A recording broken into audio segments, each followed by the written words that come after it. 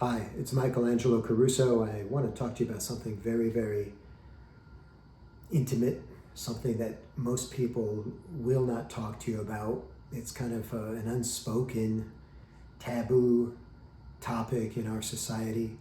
And so I've dimmed the lights a little bit, got the sultry voice going. If you like this kind of approach, be sure to subscribe to my YouTube channel. I want to talk to you today about empathy. I've wanted to do this video for a long time because I think empathy may be waning in our culture. I think we're starting to become too self-absorbed and selfish about the things that we care about and the things that we're interested in. And I hope that we never lose the ability to see things from another person's point of view. And of course, the faster the world turns and the quicker we make decisions about what we're reading in the news or a person or an event, empathy seems to be, ebbing. It's leaving us. And especially in the sales trade, when salespeople are trying to close you so fast now, nobody cares about building relationships or caring about you as a person. They only care about you as an invoice number. And what we're finding is that the salespeople who really care about their prospects and really care about their customers are the ones who develop loyalty, and they're able to move big tickets. They're better at complex sales, and they have longer careers. They don't burn out as quickly. So part of this problem is that a lot of us are defaulting to sympathy versus empathy.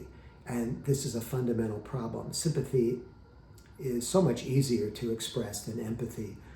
Think about Hallmark greeting cards or people that just say, I'm sorry for your loss, right? That's an example of sympathy, because I can dispatch the message and be done with it, right? I don't need to involve myself in the situation.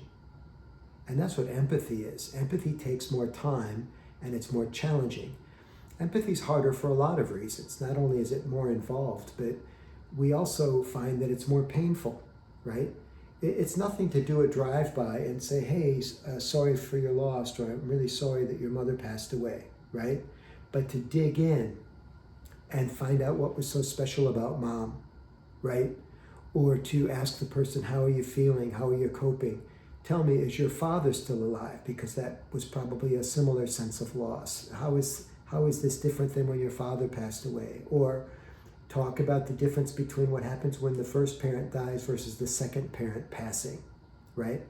My mother died before my father, and I thought that my mother or my first parent's passing would be a dress rehearsal for the second one leaving. And I couldn't have been more wrong. It was just a different kind of train wreck, right? And I talked about this in great depth with anybody who cared to listen. And not many people care to listen. So that's another, I don't want to say it's an advantage from a commerce standpoint, because that's not why you express empathy, so that you can close more business. You express empathy because it's the right thing to do. But because very few people practice empathy anymore, you stand out like crazy, you become this person that's different than all the other, not just different than all the other salespeople, you're just different than most people, right? You become special in that regard. So empathy does take you to a dark place. It is a sit-down conversation, you're kneecap to kneecap, eyeball to eyeball. It's not a stand-up conversation, right? It's not something that's done on the phone if you could do it in person, right? And empathy usually involves drawing out the expression from the other person, right? So the difference between sympathy and empathy, again, sympathy says, I'm sorry for your loss. Can we move on with the topic of our meeting? And empathy just keeps asking questions. It sits in it, right? And addresses the pain and addresses the challenge and the questions that you can ask as a not just a salesperson but a real person are questions like, how are you feeling? How are you coping? You can ask, are you okay?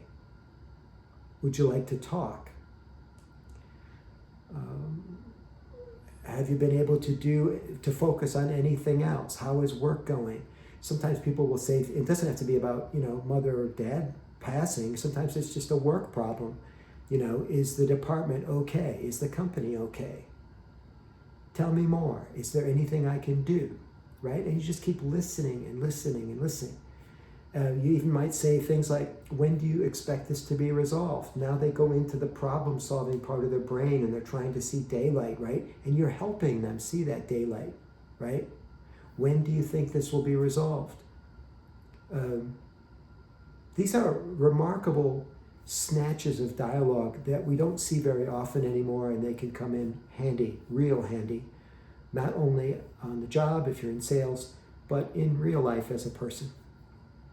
So try to default to empathy instead of sympathy, and I think you'll find that not only will your relationships improve, but you'll understand yourself better as a person. And these are all